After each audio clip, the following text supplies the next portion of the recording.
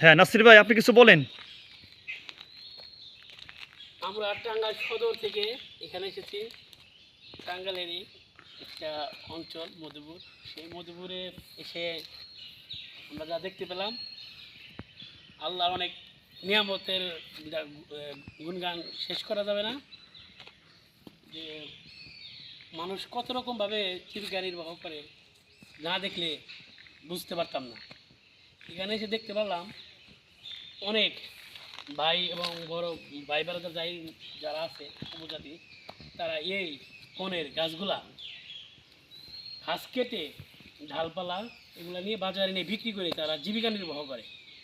তাদের যে একটা অনেক কষ্ট, ওটা নিজে চোখে না দেখলে কেউ বুঝতে পারবেন না। যাই হোক, যারা এতটা যে কষ্ট করে জীবিকা নির্বাহের জন্য, আল্লাহর কাছে দোয়া অশেষ প্রার্থনা করি যে তারা যেন এই কষ্ট থেকে বেরিয়ে এসে শহরের দিকে ধাবিত হয়ে যাই কোনো একটা কাজ রুজি রোজগার করে জানে খেতে পারে, এই আশা আল্লাহর কাছে প্রার্থনা করি, ব্যক্ত করতেছি। আমরা আছি শহরের কাছে, আমরা এই কষ্টটা বুঝি না যে আমরা কত আরাম আয়েশা আছি। তারা যে এতটা যে কষ্ট করে, মানে দেখলে মানে কান্না চলে আসে। যে এক ভাইরে দেখলাম সাইকেলে গেল,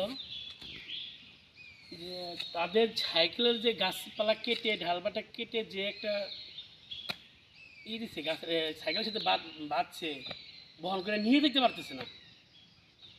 যে এত কষ্ট করে তারা, যে ওই সাইকেল আমরা ধরতেই পারবো না, কিন্তু সে ওইটা ধরে নিয়ে চালিয়ে নিয়ে যায়, ধাক্কে নিয়ে যায় বাজারে বিক্রি করবে।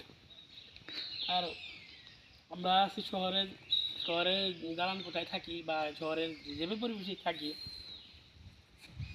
গেলেই শহর থেকে যাই কিছু করতে পারি, কামাই ইনকাম করি আমরা, ওই ইনকামে আমরা অনেক আরামে থাকি।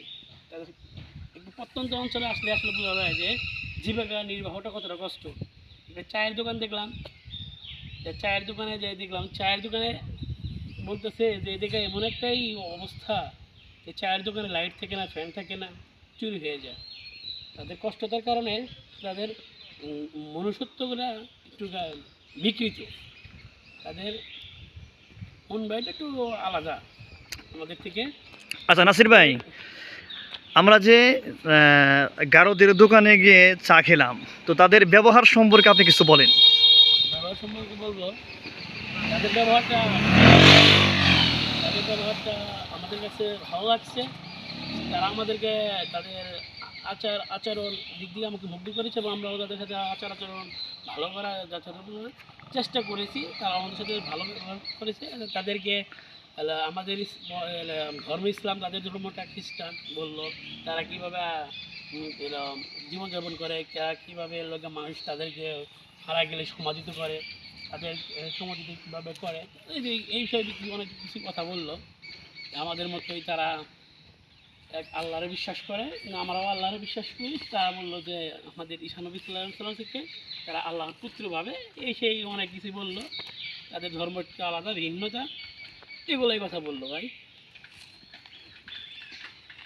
এই যে আমাদের আরেক ভাই সাইকেল চালিয়ে যাচ্ছে গরুর জন্য ঘাস কেটে। যাক আলহামদুলিল্লাহ, নাসির ভাই আপনার মুখ থেকে আমরা সুন্দর সুন্দর কথা শুনলাম, যে আমরা যে রাবার বাগানে আসছি বেড়াতে, আপনি অনেক কিছু বর্ণনা দিলেন। তো আলহামদুলিল্লাহ, আপনার বর্ণনাগুলো খুব ভালো লাগলো। আশা করি আমরা পরবর্তী ভিডিওতে সমস্ত দেশবাসীর লোকদেরকে আরও ভালো কিছু উপহার দেওয়ার চেষ্টা রাখবো ইনশাল্লাহ।